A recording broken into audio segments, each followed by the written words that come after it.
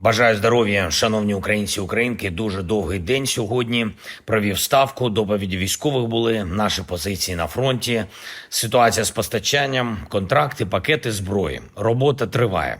Я дякую кожному з наших партнерів, які розуміють, що потрібні сильні позиції і на фронті, щоб захищати людей, і в дипломатії мають значення і сила, і правда.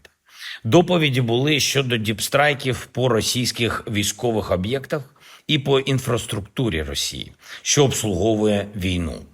На кожні 2 вкладених долари в нашу далекобійність ми отримуємо вже майже $10 російських збитків. Це потрібна динаміка.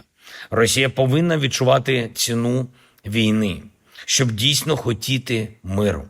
Окремо, сьогодні суттєві речі доповідав керівник служби зовнішньої розвідки. Сьогодні ж було багато нашої міжнародної роботи. Генерал Келлог, зустріч, яка відновлює надію, нам потрібні сильні угоди з Америкою, угоди, які справді спрацюють. Я доручив працювати швидко і дуже виважено.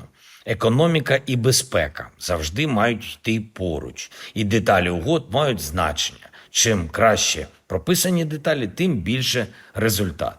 Обговорили із генералом Келлогом фронт, необхідність звільнити всіх наших полонених, які утримуються в Росії, а також необхідність надійної і чіткої системи гарантій безпеки, щоб війна більше не повернулась і щоб росіяни не ламали життя. Мир потрібен всім нам. Україні, Європі, Америці, всім у світі. Говорив щойно з президентом Макроном. Ми скоординували наші позиції, ми обговорили подальші кроки, зокрема погляди на гарантії безпеки. Говорив з прем'єр-міністром Данії. І ми цінуємо, що Метте і народ Данії відчувають, чого ми прагнемо. Говорив з прем'єр-міністром Норвегії. І не тільки про наші двосторонні відносини, але й про майбутнє Європи, про енергетичну безпеку. Говорив з президентом Фінляндії. Є хороші, важливі пропозиції. Ми обмінялись нашими поглядами на розвиток ситуації. Говорив з прем'єр-міністром Канади. Поінформував про те, що відбувається зараз. Ми обговорили перспективи. Обговорили, зокрема, перспективи в G7. Говорив сьогодні з президентом Південно-Африканської Республіки. І я вдячний за підтримку нашого суверенітету і за позицію щодо того, що перемовний процес має бути інклюзивним. Мир – це завжди спільна справа, і тим більше мир, який ми маємо залишити всім наступним поколінням. Я дякую всім за допомогу і за відчуття єдності, яка зараз так само важлива, як і в 22-му році.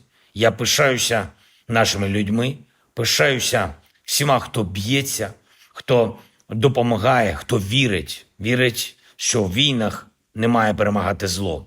І сьогоднішній день я почав зі вшанування пам'яті українців, які загинули 11 років тому, вже 11 років. Герої Небесної Сотні, Герої Гідності, 11 років. Тому в цей день почались і перші загарбницькі кроки Росії щодо нашого Криму.